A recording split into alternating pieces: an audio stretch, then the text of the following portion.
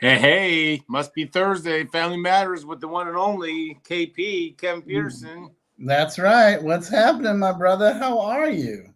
Oh, I'm just cold right now in beautiful Nashville, Tennessee, but I'm not used to the cold. I always pray for cold, and then lo and behold, I can't handle it. So, but I guess I could put pants on and still wear shorts. So maybe, I'm not necessarily setting up for success, but I'd rather complain about it. Oh, okay. Got it. Okay. Yeah, It's no, I get healthy. it. It's extremely healthy to do that. By all means, Words change all. The behaviors don't really do much. I could not agree more. Yeah, exactly. Gosh. All right, Family Matters. We do this each and every week. Answer questions, dive deep, try to stump Kevin Petersen. Haven't been able to do it yet, but anyway, we answer all the questions: codependency, addiction, mental health, parenting, everything in between. Really, nothing's really off grid. So, all right. Well, you ready, Kevin? Let's get right into it. Let's get it. My son struggles with anxiety, depression, and bipolar. So, all right. So we have a situation with a family. Their son, his early 20s, went to treatment for mental health, anxiety, depression, bipolar. Since coming back, it's been over 3 months since coming back from inpatient treatment. His substance abuse has gotten way out of control. Did we do something wrong? We felt the mental health was key at the moment, but now his substance abuse has gotten worse and worse as the days go on. What do we do? And did we make a mistake? Okay. So let's start with what do we do? And then we'll address did we make a mistake? Here's the thing. At this day and age, as far as I'm concerned, if anyone's going to treatment, it's treatment for both substance abuse and mental health stuff, So that's just nobody shows up today with just, oh, I smoke weed all day and I'm drunk 24/7 or I do drugs, but I'm fine. I don't have any emotional issues, So that's just, those days are over, so the thing I would say is you have to get them sober first in order to treat the mental health issues. We can't get to the depression, anxiety, bipolar if they're still actively using. So I think the philosophy that I would suggest is going that way first, is jumping in and saying, hey, we're going to set up a system either at home or back in treatment or whatever, where you are not using and you are clean and sober. So in a book I wrote, I address this, and there's 3 things we need to figure out. The first thing is we have to get clean and sober, and that has to be the number one thing. The second thing is we have to get to a space where we're self-supporting. Now, that might be work, that might be school. He may not be capable of that right now. That's fine. That might be going back to inpatient mental health, substance abuse treatment. It might be outpatient, but some sort of intensive agreement where he's going to be sober and he's going to be addressing those things with no flexibility. Okay. And then the last part is behavior. And the behavior is, well, you're gonna go to therapy, you're gonna go to psychiatry, and you're gonna address your substance abuse, either through 12-step meetings or whatever. But those are the 3 boundaries. And if you want our support, it comes with these 3 things, these pillars: sobriety, self-sufficiency, and addressing your issues. Those 3 things have to happen. So that's, I think, what I would say is, let's not worry about what did we do wrong, who do we blame, et cetera, et cetera, et cetera. Let's start from scratch. And scratch is, you got a guy who just got out of treatment, who's actively using and has active mental health issues. Great, let's address those. So my suggestion would be, take a look at my book. It's on Amazon. It's called Chronic Hope, Families in Addiction. and and just jump on in there and follow the plan that's in the book. It's real simple. It's real straightforward. And that's how I would address it. And that's how I would go about it. And by the way, when he leaves treatment, those 3 boundaries don't end. Okay. The no drugs, no alcohol, the working towards self-sufficiency and working towards taking care of your issues, that's a lifetime stuff. So that's how I would go about that. And by the way, I hear this all the time, and I know you do too. So yeah, it's the blame game is obviously everyone thinks blame or what did we do wrong or anything like that. I think it's simple that you got into resources and a viable solution oriented. It's not about what they did wrong. I like what you had to say, but anyway, let's continue. So it's kind of the chicken or the egg. So basically what you're saying is get the substance abuse controlled before the mental health. I think a lot of people think the mental health leads to substance abuse. I think you're dead on by saying, look at substance abuse, and there's treatment centers, plenty of them that offer both dual diagnosis that will do the mental health and the substance abuse. So it's not just picking one or the other. So right. At this point, any valid treatment center is going to be capable of being dually licensed and going after both, So whether you're using insurance or using cash or, I obviously am a fan of the 90-day program, if not longer, especially with someone that has severe mental health issues like this, which require long-term engagement with psychiatry, therapy, medication. There's so many pieces. You're not going to fix this in 30 days.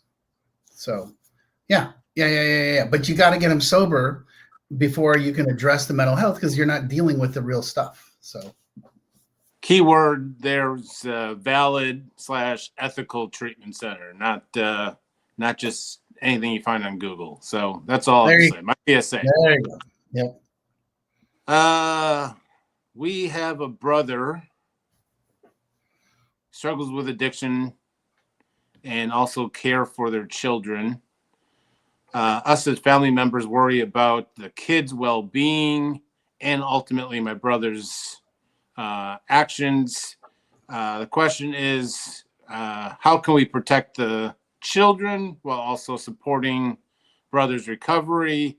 And when in this process do we bring in law enforcement, i.e. CPS or anything? And if we do, several family members, I'm paraphrasing, are worried about if we go to that law enforcement or CPS about the grudge, we'll just call it. They didn't use that. So they don't want to piss off the brother. Right. And I totally understand that. And we'll put that on his tombstone. We didn't want to make him mad. And I know that sounds pretty flippant, but that's really what we're coming down to, right? That kind of shook my bone marrow. Yeah. I don't know why. I've heard it before, but just the way you said it, I guess. I mean, Kevin, I haven't seen you this forceful. I love it. I know. Well, I'm in a mood today.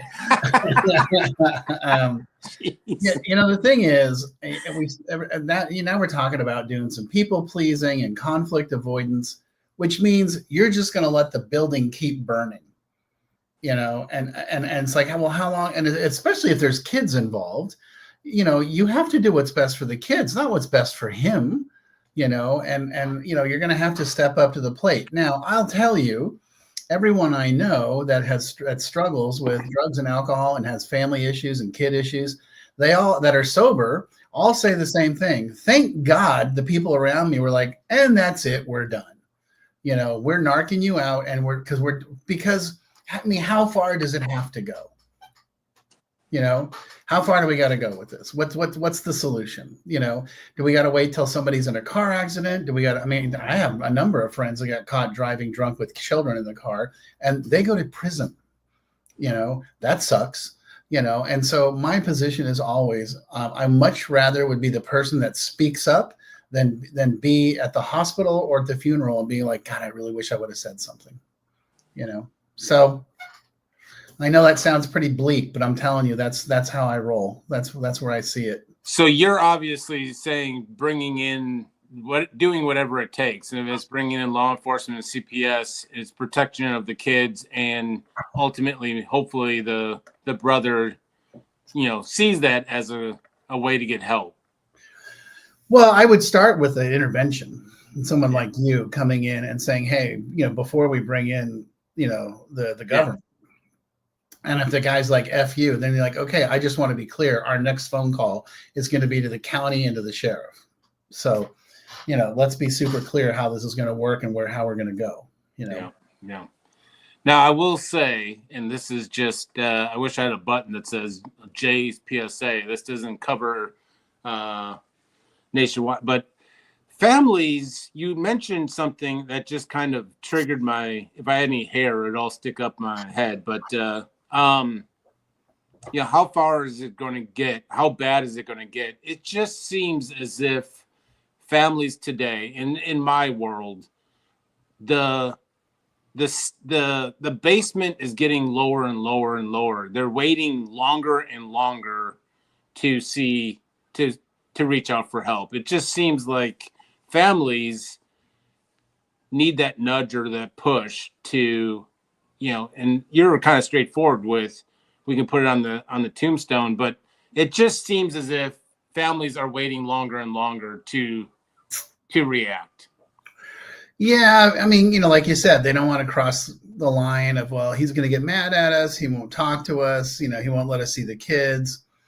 And I get that. I understand that. But I mean, so how bad does it got to get before those kids' lives are in jeopardy, where his life is in jeopardy, or the people around him, their lives are in jeopardy?